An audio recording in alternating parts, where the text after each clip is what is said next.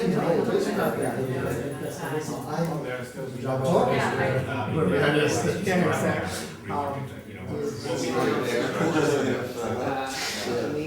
archetype is some kind of a symbol or a situation or a feeling or a state of mind that is going to be understood and is going to be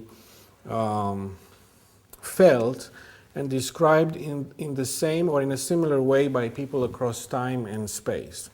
And I usually give some examples. I say, if you look at the sun, you can pretty much expect that somebody from Manhattan and somebody from the middle of the Amazon might have the same thoughts about what the sun is. The sun, the moon, the man, the woman, the shape of a triangle and the circle and so on. So what is it that makes Romanian culture archetypal and so on? Well, first of all, it's a very old culture, and it's a culture that has been punished by history quite badly.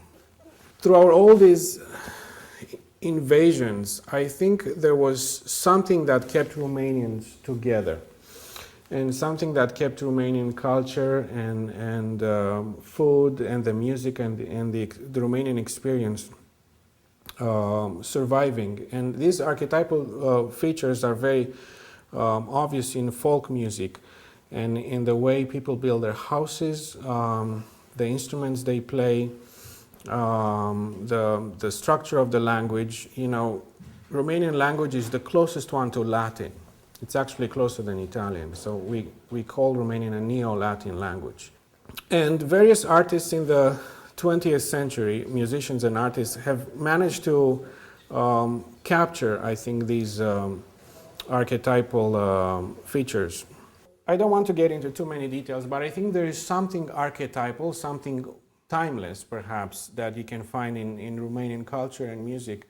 I think it's partly because of our history, also because peasant and culture and folk music was very important for such a long time in Romania. And as you know, peasants don't change much, and folk cultures remain true to their origins across time, beyond YouTube and iTunes and all these things that are going to come and go, and the McDonald's and the Walmarts. Folk cultures are always going to be left in a somewhat timeless state. And Romanian culture and music was very much influenced by that. Should I play some musical examples? Perhaps I could give you a taste of some of these composers that I talked about. Not all of them are Romanians, but they're somewhat connected to Romania. I talked about spectral music a little bit, and I wanted to explain what that is. I'll talk to you about the overtone series, because this is something that is going to be, let's say, a theory or a property of sound that I'm going to explore in my piece.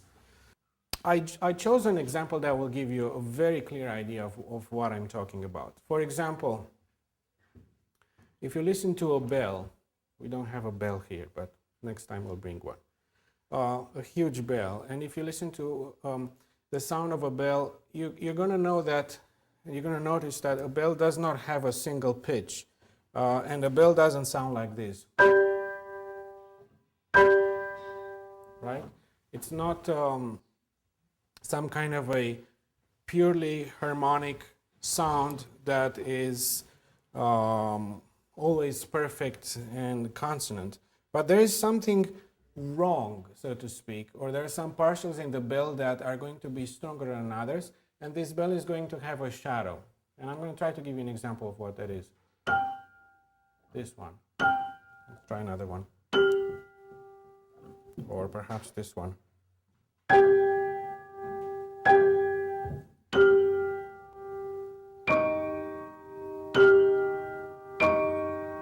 Do you think you know what I mean? It's got a little bit of a noise or some kind of a pitch that is wrong there. And you hear that a little stronger in a bell because a bell has a lot of resonance. And in this resonance, all these sounds are going to be a little bit stronger than usual. And this composer, this Romanian composer, George Enescu, that we are going to also perform on April, wrote a piece in 1915, which in my opinion is very, very early. Wrote a piece that looked and explored these sounds of bells. And I know that historians are going to hate it, but I think this might be the very, very first piece that was somewhat spectral in nature. And let me give you a taste of that. The piece is from the third piano suite, and it's called Nocturnal Bells.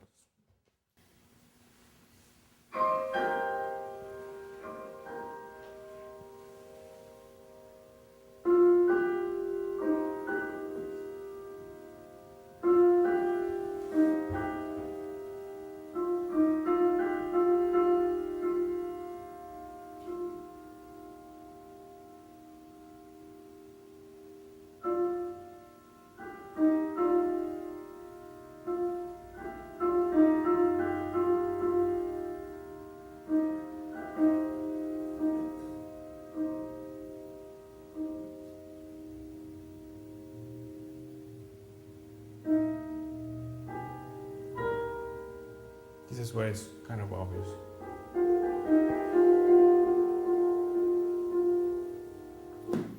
It's a very interesting situation. A composer that listened very carefully to the particular sound made by a bell and did not try to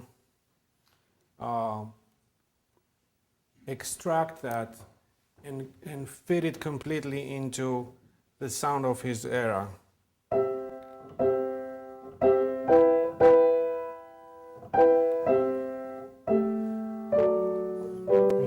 Perhaps you could say, well, these are bells too, but they are bells that removed, their true nature, and they became, in some artistic fashion, part of music. So this kind of a desire to look at the natural qualities of sound was explored a lot more in France in the 70s and 80s by a generation of composers that we call spectral, Tristan Murail and Gerard Grisey. But there are also some Romanian composers that continued on this path, and one of them is Horatiu Rădulescu, the person that I talked to you about. I try to reach for these moments of consonance that are very, very much related to the overtone series, and create a sense of balance that I think is archetypal in nature, and this is, I think, where this Romanian influence becomes very strong, and either precede these moments of consonance by some kind of a struggle, or leave them and gradually move away from them towards the complexities of life or the complexities of sound in general.